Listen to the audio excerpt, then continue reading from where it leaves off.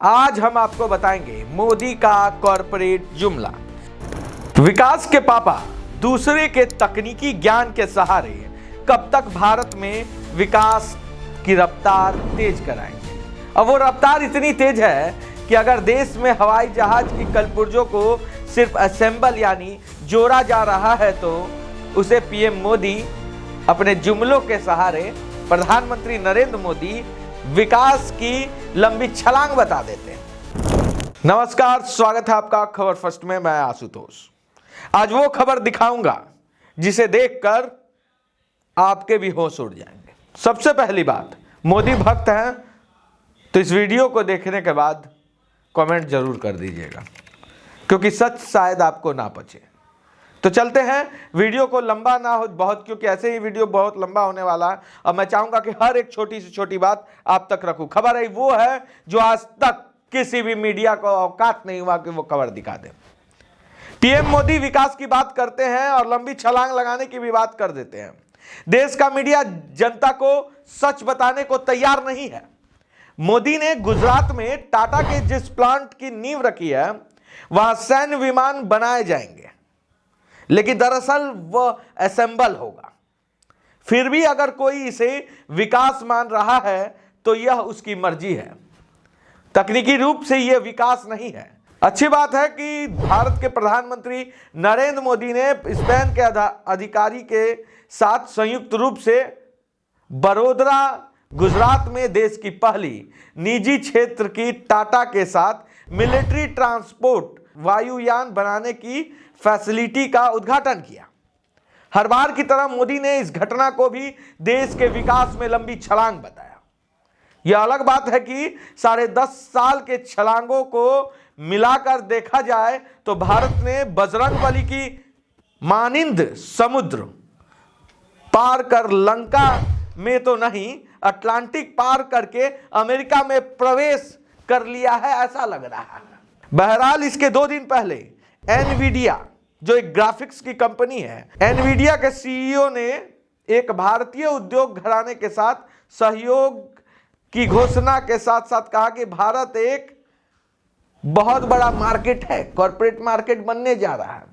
यह सुनकर जुमलों की आदत वाली जनता को लगा कि बस अब चीन को ही नहीं अमेरिका को पछाड़ कर भारत कहेगा, बोलो दुनिया वालों, कितने सेमीकंडक्टर चिप चाहिए। ये बड़ी अच्छी बात कही आप।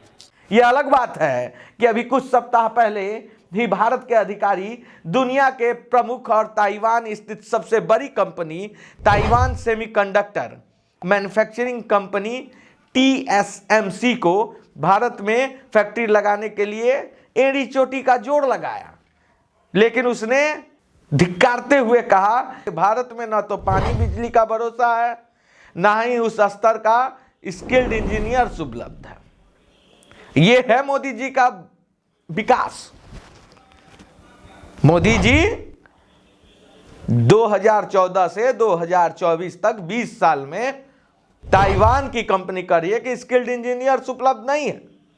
ऐसे हमारे युवाओं में बहुत जोश है, जुनून है, जज्बा है, ज्ञान भी है, वैज्ञानिक भी है, ज्ञानी भी है, डॉक्टर्स भी हैं, इंजीनियर्स भी हैं, वो भी बहुत अच्छे। लेकिन सरकार की नाकामयाबी के कारण आज हम किसी भी क्षेत्र में, हर क्षेत्र में, मैन्युफैक्चरिंग के हर क्षेत्र में पीछे हैं।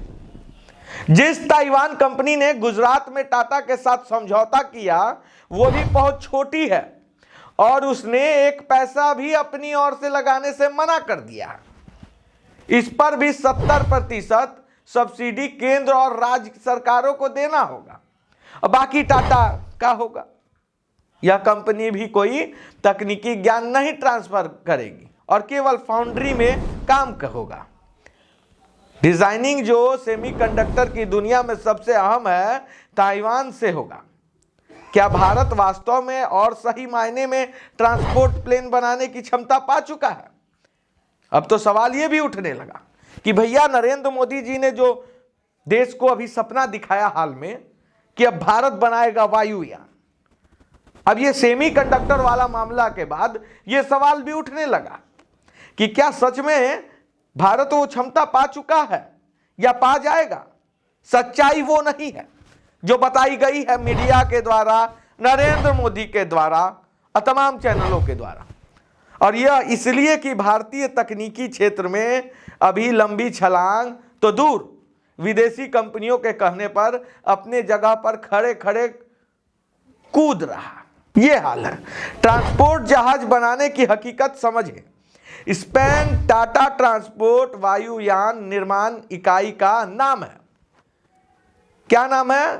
स्पेन टाटा ट्रांसपोर्ट वायुयान निर्माण इकाई, ये नाम है। फाइनल असेंबल लाइन FAL नाम ही बताता है कि ये असेंबल करने वाली कंपनी होगी। यानी पुर्जे जो बाहर से आएंगे और कुछ पार्ट्स हैदराबाद में और कुछ गुजरात के बड़ोदरा में जोड़े जाएंगे। शुरू के कुछ सालों तक ये सभी पुर्जे भी स्पेन से ही आएगा और फिर इंजन और पुर्जों को जोड़ा जाएगा। फिर इंजन को छोड़कर धीरे धीरे 48% पुर्जे भारत में बनाए जाएंगे, जिसे कालांतर में 75% तक किया जाएगा। यानी कि हम पूरा जहाज खरीदने के जगह कुछ बनाने का अनुभव करेंगे, जिसे हमारे प्रधानमंत्री लंबी छलांग बताते हैं। उधर दुनिया के सबसे बड़ी टेक कंपनी एनवीडिया ने भारत को भावी जाइंट बता रहा है, शुद्ध रूप से बेवकूफ बनाया है इस कंपनी ने। दरअसल उसका कहना है कि आशा था कि भारत आने वाले दिनों में सबसे बड़ा कंज्यूमर होगा। उसके बनाए GPU ग्राफिक्स प्रोसेसिंग यूनिट का इस कंपनी के नए ब्लैकवेल GPU टेक्नोलॉजी पर आधारित चिप को भारत दवा से लेकर दमकल और कृषि से लेकर कपड़ा उद्योग तक उत्पादन, निर्माण ही नहीं, मार्केटिंग में भी इस्तेमाल करेगा। यह विदेशी कंपनियां भारत में अपने डिजाइन नहीं बनाती है, बल्कि दरअसल यह भारत के इंजीनियर्स को केवल वैलिडेशन या प्रयोग के स्तर पर सत्यापन के लिए अपेक्षाकृत कम पगार पर रखती है। भारत में चिप की मौलिक डिजाइन के लिए कोई भी कंपनी आगे नहीं आई है। ट्रांसपोर्ट वायुयान बनाना कोई राफेल जैसा युद्धक विमान का निर्माण नहीं है। सबसे पहले यह भी समझ लें कि ट्रांसपोर्ट विमान बनाना राफेल जैसा युद्धक विमान बनाने का निर्माण नहीं है, लेकिन इसके लिए भी भारत में सिर्फ असेंबल लाइन उत्पादन किया जाएगा। आखिर हम इतनी बुरी स्थिति में क्यों हैं? अब तो सवाल यह है कि जिस नरेंद्र मोदी ने देश को इतना बड़ा सपना दिखाया, आखिर हम पूछते हैं, पूरा देश पूछ रहा है कि हम इतनी बुरी स्थिति में क्यों हैं कि विदेशी कंपनियां हमें चारे की तरह यूज कर रही है। इसका मौलिक कारण है कि हमारे जो रिसर्च टीम है, रिसर्च पर कभी भी पैसा खर्च ना करना, बहुत कम खर्चा करना। इसी का देन है कि आज हम हाशिए पे हैं। आज हम एक ट्रांसपोर्ट विमान नहीं बना सकते, असेंबल करेंगे। मोदी जैसे नेताओं की समझ कुछ अलग है। इनकी समझ कुछ अलग किस्म की होती है। वे जानते हैं कि जब किसान सम्मान निधि में 16 रुपए प्रतिदिन किसानों का सम्मान किया जा सकता है देकर, और राजनीति चमकाई जा सकती है, तो शोध पर खर्च क्यों? चीन की GDP भारत से 5.25 गुना ज्यादा है, और भारत शोध पर जहां मात्र 0.6% अपनी GDP का खर्च करता है, तो वहीं चीन 2.5%, यानी संख्यात्मक रूप से भारत के मुकाबले 23 गुना ज्यादा। भारत अपने यहां शोध बजट का जो शर्मनाक रूप से कम है, भारत में शोध बजट ही नहीं है। यहां बढ़ाकर चिप डिजाइनिंग और मशीन लर्निंग में भारतीय टैलेंट को सिखाए और लगाए जा रहे हैं। आप समझ रहे हैं बात को? यह मशीन लर्निंग सिखाया जा रहा है, लेकिन कोई शोध बजट नहीं है। रिसर्च और डेवलपमेंट के लिए अलग से कोई पैसा नहीं निकलता, और निकलता भी है कितना, तो 0.6% GDP का, जबकि चाइना आपका पड़ोसी 2.5% अपने GDP का निकालता है, और उसका जो GDP है वो भारत से 5 गुना ज्यादा है।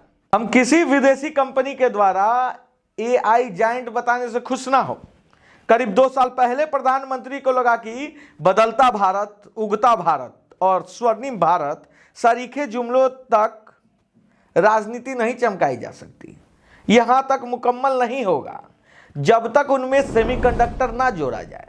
लिहाजा एक इंडिया सेमीकंडक्टर मिशन शुरू किया गया, जो उस उत्पाद को लेकर इकोसिस्टम, ये भी एक कॉरपोरेट जुमला ही रहा।